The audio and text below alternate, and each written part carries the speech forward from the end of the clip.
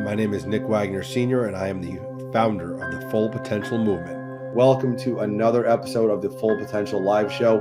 I am absolutely thrilled to be with John Vasellina tonight, our guest. John, welcome. Thank you for having me, Nick. I'm really, it's going to be a great interview. John has an extremely interesting background, which I think many of you will find fascinating. And I wanted to highlight a couple things. So we will absolutely release this on YouTube, John. So we'll release this on YouTube tomorrow. We will release it with video. We will release this to my Full Potential podcast, which will be audio only, either tomorrow or probably Tuesday. I'll probably do it tomorrow since here in the U.S. it's not a lot of people will be working this week with Christmas coming up. So I'll probably do that tomorrow as well. The podcast will be available on all the major podcast platforms. So if you're on Apple, Google, Spotify, Anchor, whatever the case may be, you'll be able to check it out and hear from John. And I think the last thing, John, is we'll make sure that we include any link you want us to share to get in touch with you in the show notes on both YouTube and the podcast. So if people want to connect with John, you can of course connect with him here on LinkedIn, but we'll make sure we include those details as well. So why don't we jump into it, John? I'll start with this. Why don't we just have you introduce yourself to the audience? You know, a little bit about yourself. Who are you? Maybe how we met, so people know how we're connected, and then we'll jump into some questions. Well, Nick, it's good to be here with you again. My name is John Vasellina. Got a career mostly in human resources. Started actually in IT and took a break somewhere in the middle to go from training and organization development to software and worked at a startup. Lived about half my life in Central Connecticut, the other half throughout California, and I am live tonight in my kids' playroom, so you can see the hanging festive. I was going to ask you if you made those decorations or your kids. I don't think maybe a combination, but I'm not that talented. So it's funny. So I met John in my current job at Cigna, and I haven't met a lot of people, John, that have gone from IT to HR. But we happen to fall in that really strange category. So I find that kind of fun. But we'll jump into it. So we're going to hear all about your career tonight, you know, including your time in Silicon Valley, your time here in Connecticut, and the different types of jobs you have. But let's I wanted to start with a fun one, right? So let's go way back. What was your first job that you remember doing? Not like, you know, you cleaned your bathtub or you took out the trash for your parents. Right. Not like chores, but like a job. First job you got paid for. Yeah. So my first job was I cleaned. So my father had, let me back up a little bit. And my father had a manufacturing facility that he was half owner of in Farmington, Connecticut. And they did something called precision outer diameter threading. So they would get a part that was, somebody contacted or contracted with Skorsky or Pratt and Whitney. They might be a subcontractor of that group, and they would add a thread to that part. Well, my first job there was cleaning the bathrooms and the oil, because these machines that they used leaked oil, and they throw down like kitty litter to stop it from being like an oil slick. So my first job was once a week, every Saturday. I'd go down to my father's office. I'd clean the bathrooms, and I would pick up like this oil. I called it sludge or whatever it was, empty the garbages and all that. And it's kind of funny you mention it, because where I work now in Otis is in Farmington, and I actually passed the old shop. My father sold it years ago, so I probably haven't been there in 20 years. But I remember it was just a really good experience. At the time, I was utterly embarrassed to be cleaning bathrooms, and I was basically a young janitor, for lack of better terms. But it was something I did once a week, and I earned money. And you know, looking back, it was like one of the best things ever to have that experience. That was how old were you at the time? I think I was 13. Okay, so pretty young. Probably an OSHA violation, just for the record, but it's okay. No, I don't think it applies to family. Oh God! So I didn't realize your father was an entrepreneur. So that is news to me. So okay, so you're 13. You're working in the family business, cleaning stuff, which again, right. It sounds like you learned the value of hard work and an hourly rate working there for your father on those Saturdays.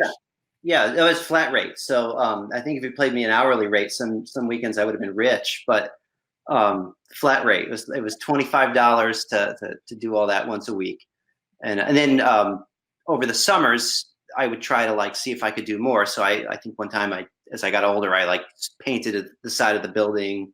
I cut the lawn, and that was fastly followed by I was a server when I was like 14 or 15 at a place in Farmington called Holy Family Retreat Center.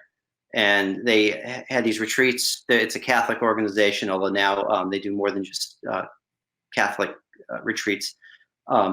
And these people need to eat. There's like 100 of them. So I would go and on the weekends serve food. So those were like my two earliest jobs. Very, very cool. So let's actually talk about your dad and being an entrepreneur, because you have been an entrepreneur. I know you've sold the business recently, but we'll talk about that. But how long was your father an entrepreneur, and do you feel that experience of him owning his own business helped mold your career? Well, I'll answer that question first. That yes, it definitely molded my career. His father was an entrepreneur, and was in the same business. My father bought him out. My father worked for himself and ran a business, and I think that had a big influence on my career. So growing up, what my kids have with me working in corporations is very different than the childhood I had, just because my father was in charge, and that was for better or worse. Because when business was slow, he had people to pay, and he only gets to keep what's left over. And business was good, that was good for us. But I saw, I think, the stresses of that, but as well, the fruits of those labor when I was growing up. And did your mother work in the family business as well, or was she not a part of it? Not really. I mean, she'd fill in if like the receptionist was out or something, but she mainly worked out of the home. She'd always wanted to be a stay-at-home mom, and she stayed home and took care of us and was really active in our school lives. So, she didn't really work there much besides filling in. Got it. Okay. So he's an entrepreneur. So let's go to your high school life, right? So you're in high school. Was the expectation, John, you're going to go to college and you're going to go off and do something that's not the family business? Or was the expectation, John, you're going to come work for the family business when you're done with high school? How did that conversation happen? Well, so that sort of sorted itself out. And what's interesting is, and I learned a lot from my dad, when I was, he was young. He was like 41 years old. He sold his stake in the business. He owned half. He sold it to his partner. Before that time, he got a counseling degree in youth counseling. For years and years and years, he volunteered running church youth groups. And so when I was a freshman or sophomore in high school, he sold his stake in the family business and semi-retired. And that's when we moved from New Britain, Connecticut to Santa Barbara, California.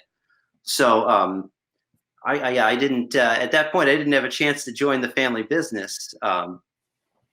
So that was kind of answered for me. In terms of going to college, I was always known that my parents saved up so I could go to college.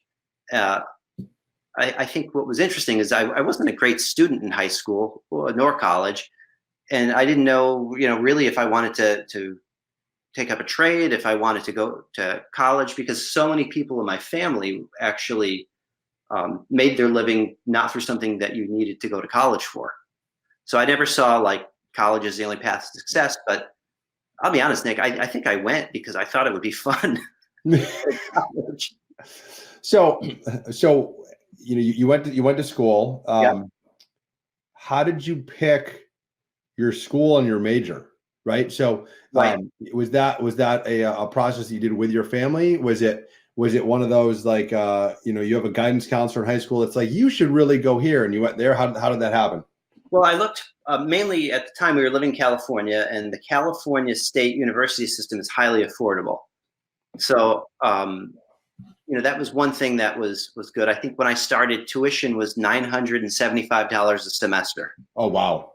So we did all 5 years of college for me for what it costs for most people to do 1 year of college now at certain schools. So I knew I wanted to stay in California because of the financial aspect of it. I was a little bit limited, quite frankly, where I could go because my grades really plummeted when we moved from, I was a junior in high school. There was a transition period there. So I was limited a little bit in that regard. And then of the schools I could go into, I picked the one that was good, that had the best reputation for business. So I thought I wanted to study business. I felt it was like the most versatile at the time. I didn't really want to be in the liberal arts or be like a historian or anything. I thought business was probably the best skills. And I think partly because my father studied business, I thought that was like just it's like the sure path. So I ended up selecting California State University, Chico, and it was a great decision. It's always interesting how, whenever I talk to any guest, how their parents influence so much of their career and their career journey, and the major they pick, or the job they do, or they become an entrepreneur, or they don't become an entrepreneur. I think a lot of kids pretend that it doesn't influence them, but it really does. And I think if you look back, 20 years later, after you've done all this, you realize, wow, my mom and dad or whomever had a really big impact on it. So I think that's well said. So you graduated from with a business degree. So, right. So the business management, it said, according to LinkedIn. And then you got your first job out of college in what? I think it was like right after, right? 2005 at Genentech. Yeah. I graduated and I ended up being finished with school like December of 2004. So I think my last final was maybe the 18th or 19th of December. And I started work January 3rd. Of the following year. So I had like I think I have a bigger break now than I did then. So you just dove right into being a real adult. You didn't really waste much time. I don't know, depending who you talk to, if I've ever really made the leap, but I certainly tried. What happened was at that point in my life, I thought I wanted to move back east at that time. I didn't know what I was going to do.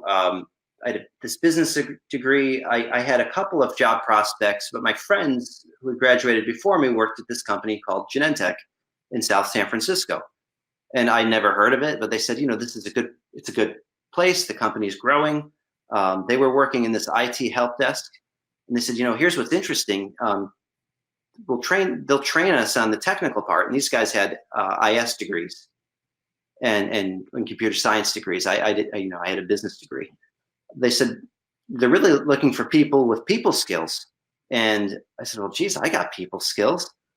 And so I went down for an interview. I wasn't even going to take the interview. That they said, give us your resume. We'll at least forward it. I mean, maybe right. You'll interview, maybe you won't.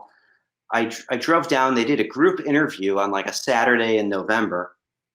There was like 40 people there for 10 contractor positions. I went to the interview and I got the offer, and I was actually going to say no. I was going to move back east with no plan because I think I had like $3,000 in the bank, which seemed like so much money at the time. And then I got the job, and I had that offer. I had an offer for an insurance company selling like property and casualty insurance. I think it was Federated Insurance, and the job in IT paid double. So that was like a no-brainer. We were just going to learn computers. So that was kind of how I did it. And that was when, and that's, so you started as an IT analyst is what it says, but it didn't last very long, right? So, no, it didn't last long at all. You made a quick shift from IT analyst to learning systems and technology specialist, which right. Again, you didn't have any background in at all. Right. I'm curious who you impressed in 5 months to make that type of a jump to another, the move to HR basically. Well, I wish I could say that I just impressed somebody and that was like the Cinderella story. But the reality of it is that as a contractor, you don't have health benefits, you don't have paid time off. And the amount of money I was making, although it seemed like a lot when I got the offer, well, geez, living in the San Francisco Bay Area, that money goes really quickly. So, we were going to be converted from contract to full-time. They said, it's 2 or 3 months contract to hire, and then other priorities took headcount, and it all eventually happened.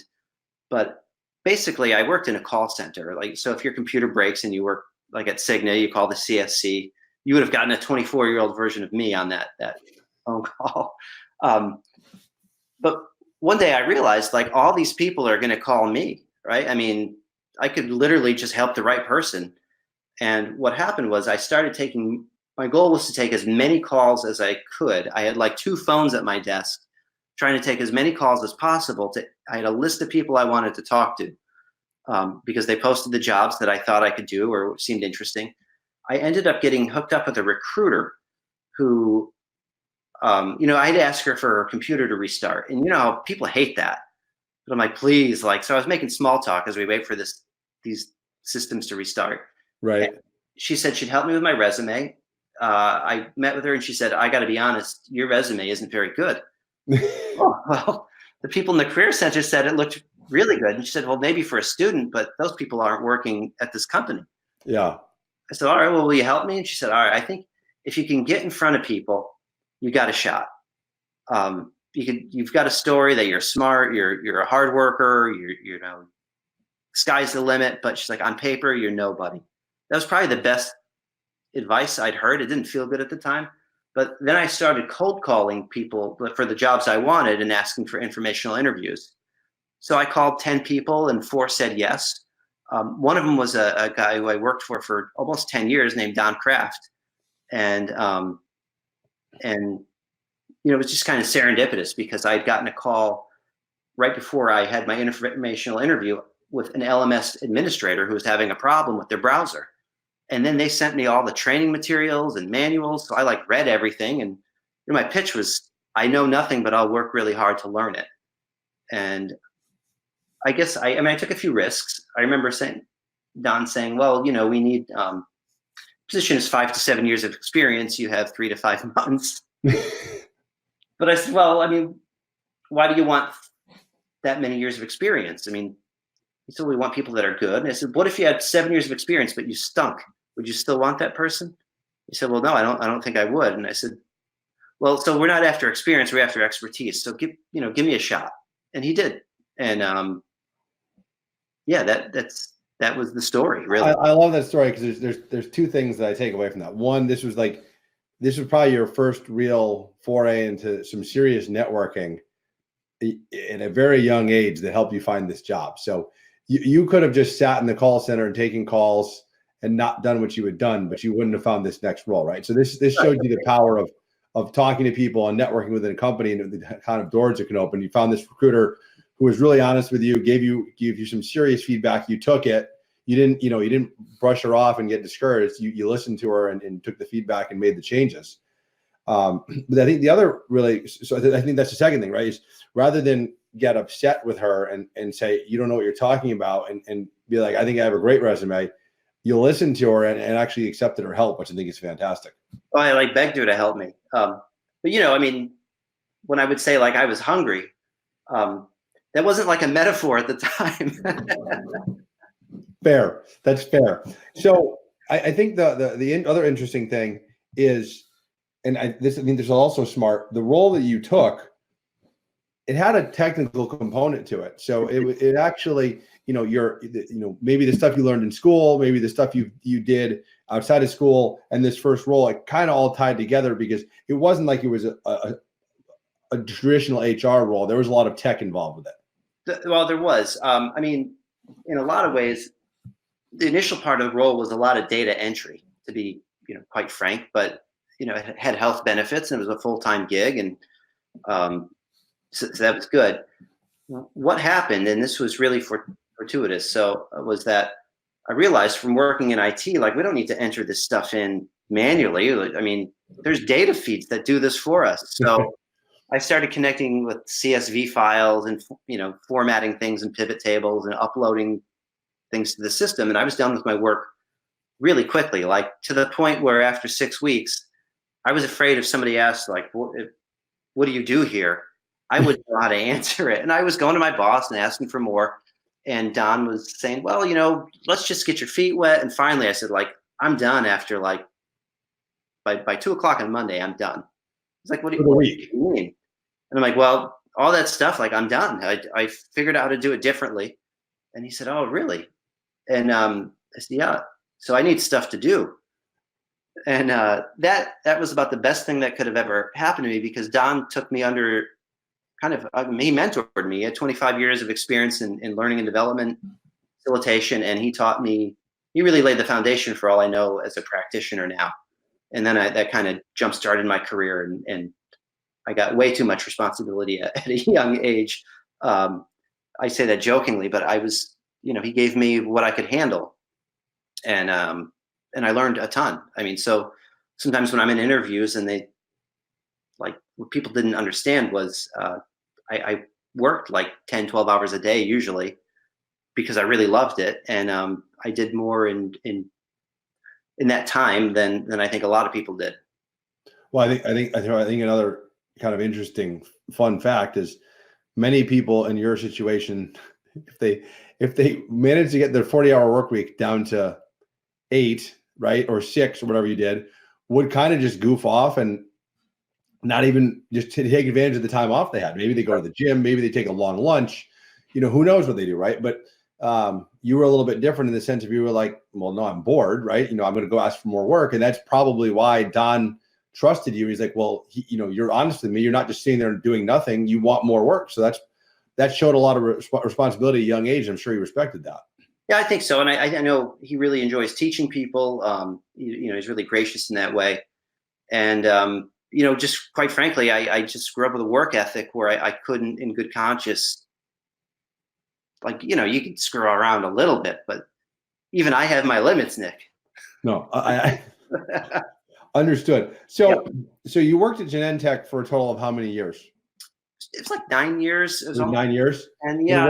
What did you do in those, so after this role with Don mentored you, what were the other types of roles you did at Genentech before you ended up leaving? Yeah. And what was interesting is as he grew his career, mine grew as well. So I ran our orientation and onboarding program, and that was a really big deal at that company. I mean, every new hire went to day one orientation. It ran 60 sessions a year, 2,500 people. And at like 26 or 27 years old, I was in charge of it. So I ran that, and that included a pretty bulky redesign while we were being acquired by Roche. So I did that.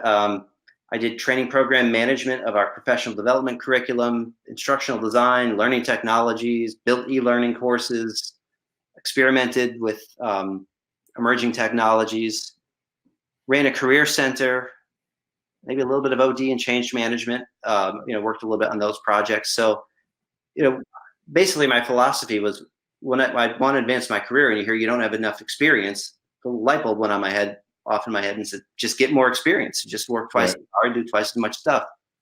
I also started a diversity group while I was there called Next Gen, developing the next generation of leaders, which is focused on employees new to the workforce. So I did as much as I could, Nick. So quite a few different things within HR, a lot of focus on learning and development, leadership development. And it sounds like you kept the interest in tech throughout your time there, and your curiosity around emerging technology and how that can play into HR and what other things you can do in the workplace. Yeah, I think I just accepted the fact that I really like technology. I'm a bit of a technology nerd, and so I've always had an affinity for that. I know. And in my time with you, I can definitely see that. So why did you end up leaving Genentech after the nine or so years? What was the why was it time for a change? And then what did you do after that? Yeah. So that was like my professional life that we talked about, but there was a whole piece of that around my personal life, which is, I fell in love with a gal that I grew up with. We were long distance during most of the time, which allowed me to work kind of insane hours and really love it. She was in law school. I was working a lot. In 2009, we got married, and she's also from Central Connecticut. She's actually from New Britain. And the deal always was that when it was time to start a family, we would move back east. And we didn't really know when that was going to be. We didn't know how it was going to happen. But right around 2009, I was getting the itch to do something more entrepreneurial. And then, of course, the economy crashed. I was making, a steady job or had a salary at Genentech, stayed there till 2013, 2014. But what changed is actually Erica got a job working remotely 100%. So she negotiates clinical trial agreements. And once she got a job working remotely, that opened up the door for us to move back east. Because of course, making that 3,000-mile move, we had to figure out how we were going to like pay the rent, Right. find jobs, and what that would look like. So once she got that job, she knew I wanted to explore something more entrepreneurial. It was actually our anniversary. It was October 10th. And she's like, you could quit your job, do whatever you want. Why don't you take 2 years?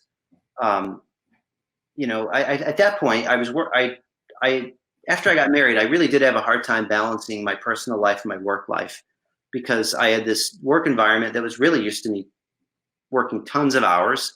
And then I get married, my wife moves out here. It was kind of a rocky transition. And I know I didn't handle it with as much grace as I would have liked to. At that point, I was just kind of ready to explore something new. So she's like, if you want to start a company, quit. If you want to go work for a startup, whatever. But whatever you do, you got 2 years. And at the end of the 2 years, you just have to like have a steady stream of income. So if you're not some big successful entrepreneur, you just have to like get a job. Right. And I said, all right, that sounds amazing. And she goes, one caveat, I want to move back east.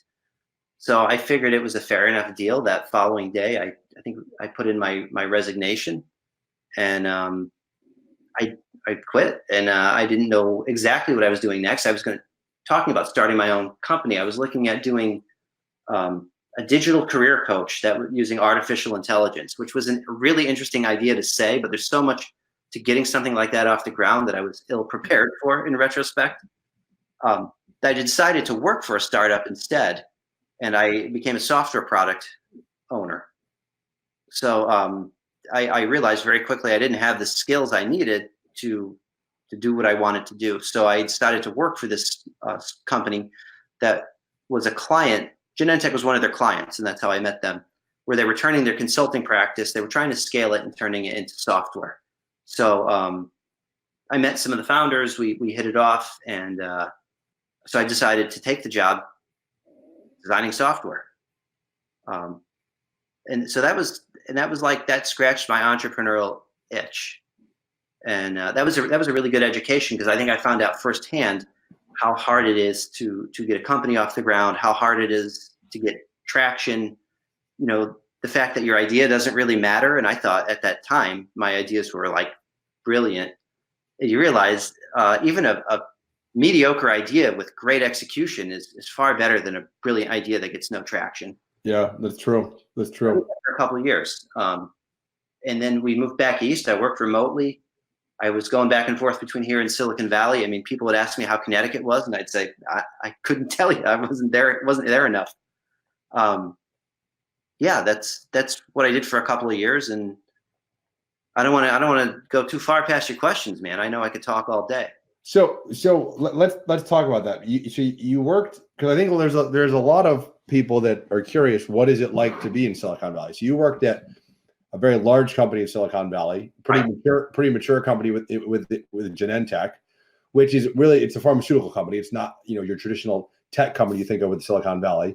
And then this other company you worked for, I believe it's called Optimize, according to your LinkedIn, with the one where you were the this is like the startup. That was more of like, seems like more of like the startup type feel you'd see in Silicon Valley. What is it really like in Silicon Valley? Is it, I think people have this vision in their head. It's of what it really is, and maybe what you actually experienced. So can you explain for the audience that's never been there or never worked there, what it's really like? I'll give you my perspective, at least from my experience. So, I mean, when you hear these stories about like, oh, this company was started at somebody's living room or whatever, I literally went to my boss's apartment. It was a Finnish funded company. So out of Finland. He was Finnish. Him and his wife relocated here to the US. And we literally like met in his living room. I was employee number 1 or 2. And I mean, it's kind of funny. So when people, at least at that stage, it's funny. In a big corporation, we always say, oh, we need to think like a startup. And after that experience, it really makes me laugh, because I'm like, really? All right, you want to think like a startup? You know how you feel about that paycheck every couple of weeks? So let's take that out of the equation, because who knows if that's coming. Your computers, you can bring your own because, you don't have any. Customers, we'll get rid of them and you can just go try to find some new ones. So, I mean, it was really, at least that experience, I was really very real. I mean, we were literally in this dude's living room, figuring out how we're going to get customers, where we're going to have employees. I was designing the software. I was also doing all of the marketing and the human resources. Wow. Yeah. So you do it all. There was no like, that's not really my job because, there's like two of you. And so, yeah, that was my experience. We eventually landed in a WeWork facility. And I mean, Silicon Valley, I think the upside of it is there's high energy, good weather. There's a lot of brilliant people with great ideas. It's very multicultural. It's really a place where I think people believe anything is possible. And I think that's all the upside. I think the downside of it is really high cost of living. With all of that ambition can come some pretty strong personality types. Yeah. And everyone's got like an idea or a startup. It is a little bit like watching the show Silicon Valley, where the guy's doctor starts pitching him at times. At least that was my experience. And there's a lot of money there. So there's I mean, it's big business. You can drive down the street and go from Uber to Google and Facebook. I mean, it's like the real deal. I certainly felt like a small fish in a very big pond when I was there. Yeah, no, I think that last phrase is well said. It's almost hard to stand out and differentiate yourself when there's so many people trying to do maybe what you're trying to do with a new business and get investors and get clients and customers like that. So I think that's well said. So at the end of your 2 years, right? So you go to work for this company. Yep. Your wife gives you a 2-year, ultimatum. At the end of the 2 years, what happened? I think we might have been almost at year 3 at that point. I don't really remember, but let's see. We were pregnant with my first son, and I wasn't feeling exactly. I wasn't the company wasn't really where I wanted it to be. There were some changes strategically. We were doing, when I started, a lot of consulting work, which was really, I think, very profitable, but didn't scale well. They were really trying to shift towards software from our parent company out of Finland. And that's breaking into a new market is really tough. I wasn't sure I agreed with 100% with the strategy, given what I was brought in to do it initially. And I wasn't feeling so confident about things. So I decided to take a little bit of a leap of faith again when my wife was like 7 or 8 months pregnant. And I actually did a contract role for Decker Communications, who I'd worked with when I was at Genentech. And I was a coach for them, like a contract coach. And I was developing their e-learning course, their Decker Made to Stick digital product. And I made clear I would love to come on board with you guys full time. I want a full time job, but I understand you don't have the headcount or the budget for that right now. So I'm also going to look for a job while I contract with you.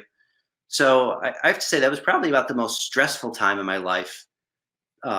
I think the idea of being a new dad was like if I listened to all my friends, they said it was the best and the hardest thing they'd ever done. I wasn't really, and they were all correct. And I really wanted to have that journey on, I don't know, I guess a more solid financial footing. And yeah, I was working for Decker. I was looking for a job. At that time, actually, I had gotten traction on the co-working space because for me, it was just, I needed a place to work when I was working for Optimities. So let's pause there for a second. So I just want to welcome anyone that just joined the stream. Sure. We're talking with John Vasellina about his career journey, and also anyone who's listening to this on the recording on YouTube or the podcast. Welcome, and hopefully you're enjoying our conversation with John. So you mentioned the co-working space. Yep. So you started your own co-working space in West Hartford because you needed a place to work. Pretty much. Let's hear about this. Yeah. So my wife also works from home. We bought a house that had a third floor, and that's what our offices were going to be. And as you know from working with me, I'm a bit of an extrovert, and she's a bit of an introvert. So I really need to be around people. It's not that I necessarily need to talk to people, but I really like being around people. And she's like, you need to get out of here, man. Like go to the library or Starbucks. Um, yeah, God bless her. But I had some expertise in shared workspace management from the work with Optimaze. I thought, geez, I need a place to work. If there were other people, I could work and maybe make some money, but meet some interesting people. Because I remember living here, not living your house, your network doesn't get very big very quickly. So I went out and I created a landing page and went out on the town Facebook page and said, I'm thinking about creating a co-working space. If you're interested, sign up. And we got like 120 people that were interested. Wow. In not a very long time. So I said, basically, if people are interested, we'll move forward with it. And it turned out people were interested. So yeah, it was really pretty cool. People would sign up. I'd give them a call. I asked them what they were looking for, why they signed up, what problem they had. And that's what I did for almost every person that signed up until we refined the message enough that I could reliably get more people to work there. And it turned out there was a pretty big market of remote workers that were also going crazy in their houses in the middle of Connecticut. It's an interesting problem statement you just said, that with so many more people being able to work remotely and companies not really caring where they work. To your point, a lot of people don't want to be at home every day, so Right. they need a space. And while Starbucks is probably fun once in a while, right, or Panera, or name the restaurant with the Wi-Fi, it's not the most professional setting for taking a meeting. Right. So the idea of a co-working space makes a lot of sense. Right. And actually, the idea to start it was I was at Starbucks on a rainy day in like March or so, and there were no seats. Everybody was there working. And I'm like, geez, what I wouldn't pay just to have a seat. I was like, oh, ding, ding, ding. So this was your first real experience owning your own company. That's right.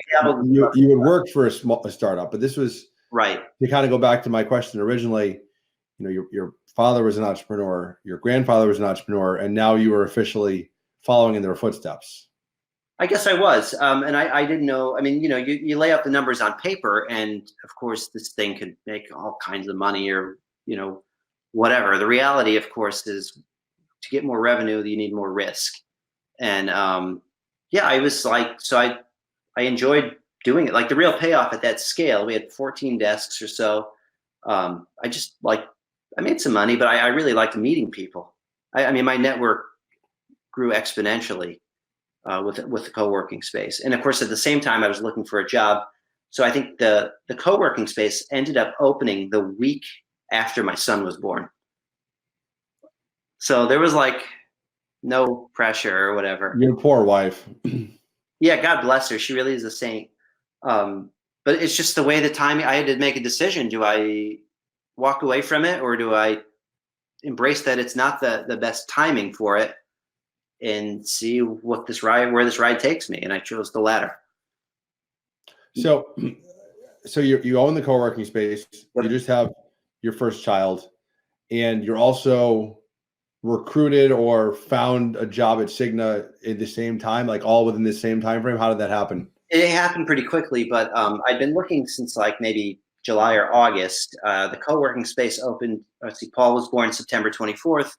Co-working space opens October 1st. I ended up getting an offer from Cigna like mid-December. So, I remember at that time in my life, there was just a ton of unknowns. Like, is the co-working space going to take off? Is Decker going to have the head count? Am I going to get a job, somewhere with one of the local employers? And yeah, I ended up getting the job with Cigna and going there and running the co-working space at the same time. Yeah, you had a lot of balls in the air all at one time. Yeah, not great for well-being, to be honest with you. But you just kind of do it. No, and so we'll just, I think because I think people want to hear more about the co-working space. So you own the co-working space for how long? And then you recently sold it. Yeah. So how long did you own it for? What was the rationale behind selling it? And what did you learn from that experience of owning it? Yeah. So, for I owned it for a couple of years. Let's see. Worked at Cigna, owned that. I always would hire like these college students that I'd mentor, that or recent grads that would like run it for me, and they all went on to bigger and better things. I think one of them makes more money than I do now, making Amazon Alexa skills. But yeah, So I think what I learned, really, one of the things I learned most about myself was, well, I come from a family of entrepreneurs. I discovered that I'm entrepreneurial, but I don't know that I'm necessarily an entrepreneur. What I mean by that is, it's a grind. There's parts of this stuff that I like, and there's parts that I don't. And when you're an entrepreneur, you have to do it all. There's no Linda in accounting that's going to do this for you, unless you're paying for this service. Yeah. So what I learned about myself was probably the most important, which was this distinction between being entrepreneurial and being an entrepreneur. So at least at this stage of my life, I classify myself as entrepreneurial. I enjoy working I never enjoyed having a job as much as I do now. I value the security, the stability. I like so much about working. And I remember the first week at Cigna, I was like, honey, this thing is so easy. I just go there and do what they tell me and smile, and the money just goes like right in our account. Like, it's direct deposit. There's no invoices to chase down. There's no there's no angry customers. And she's like, you just described a job. I'm like, having a job is pretty awesome. But you also make a great point that you can be entrepreneurial at companies you don't own, which I think is a common misconception for people. They think that that's not possible. And I think you and I have both, proven with our roles at the companies we've worked at, that you absolutely can be. Like, there's ways to be entrepreneurial without owning your own business. That's right. So, I mean, what I really learned is that about myself. I learned a ton about making, the problem you think you're solving is not often the problem where the value proposition is. So, for example, I think coworking, you'd think, oh, you solved the problem of office space, but we didn't solve the problem of office space. We solved the problem of community. Right. And so I learned a ton about that. I met there's so many smart people in the world and everyone's got a story. I mean, I got to learn so many people's stories. I'm trying to think what else I learned.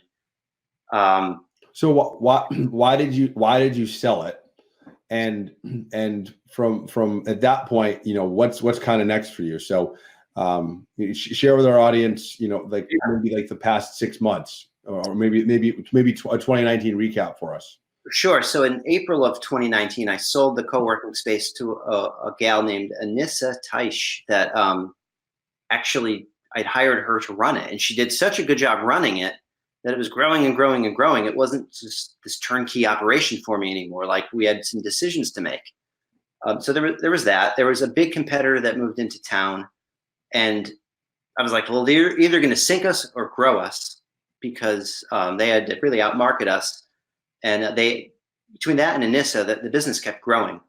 So that combined with, my career was doing very well at Cigna, and at least in my opinion.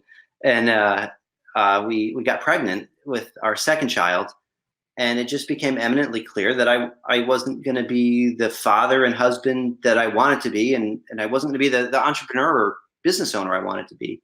I felt like my family deserved better. I felt like the people I was serving deserved better, and that's really what it came down to. Like, I was no good to anybody, including myself. So I had to make a decision to put it up for sale, and I even considered closing it at one point, but it ended up Anissa bought it. No, I know we had multiple discussions about that, and while I know it wasn't an easy decision for you, I think it ended up being a great decision in the end, because you sold it to Anissa, who absolutely is super passionate about it. I think she moved it into a new space, that's even bigger. She's doing great. So I think for you can feel good that what you started is continued with I think a great person, like, representing what you would hope that would be. Yeah, she's great. I was kind of jokingly like Willy Wonka in the Chocolate Factory or Charlie in the Chocolate Factory, like Willy Wonka gives it the keys. Like, she was so good at running it. I mean, she was better at it than I was. for a host of reasons. One of some being some synergies with her other work, but I'm really proud of the work she's done. I'm proud of myself for making the decision to move on. Yeah, no, I mean, I know it's a tough decision, right? But I think it sounds like Anissa's happy, you're happy. I'm sure your wife's happy. So let's talk about, so your day job, right? So you left Cigna just recently and took a job at Otis. And for those people that are listening, Cigna was a health services company where you worked, and now Otis, people probably know them because they've probably seen the name on an escalator or an elevator. Yeah, if they haven't really thought about the elevators or escalators that they're on, now next time you get on one, you'll probably see them being an Otis elevator. So yeah, I joined about 60 days ago. October 21st was my first day.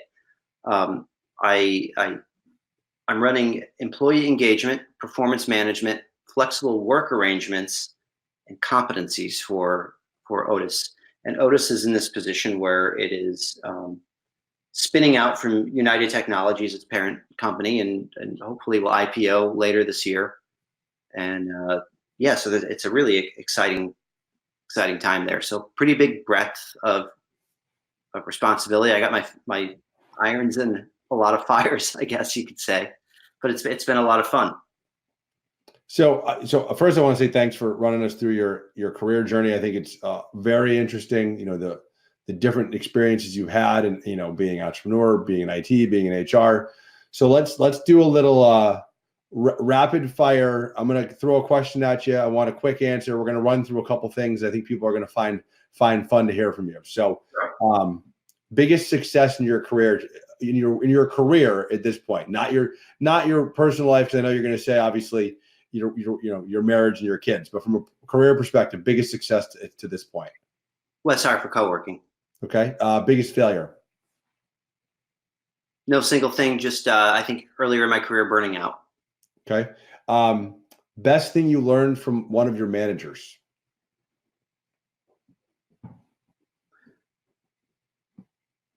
The fundamentals of instructional design, learning and development, and how to navigate an organization from Don Kraft. When you leave a company, what's the best way to do it? With feeling gracious. And then last thing I'll ask is, have you had a mentor or mentors in your career, and give me one thing you learned from them? Yeah, I've had many. A gentleman named Nick Vitellari has been a tremendous mentor in my career, and one of the things he's really taught me was be true to yourself. All right, so thank you for joining us. We always close with the same question I ask every guest. Sure. You've had a very successul career. You're still, I think, still pretty young in your career, even though you've been working for a couple, maybe a little under 20 years at this point. But I think you've been very successful. What advice can you share with my listeners, that's helped you reach your full potential? So what would your advice, your wisdom you'd share with everyone be?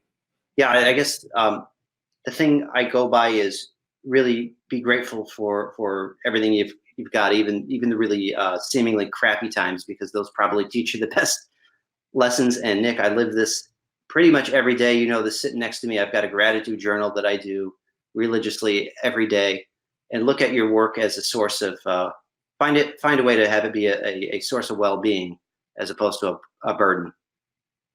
Well said. So John, thank you for making time. Obviously you're busy with your family, with your job, and the house project you're working on, as we discussed before we jumped on here. So again, this will be available here on LinkedIn. It'll be available on YouTube. It'll be available on all major podcast platforms, and we'll make sure to share your information if anyone wants to get in touch with you. So I really am just so thankful you made the time to do this tonight with me. Oh, it's an honor to be here. Thanks a lot, Nick. To learn more about our movement, visit our website, fullpotentialmovement.com, or visit us on multiple social media platforms, including Instagram, Facebook, and YouTube.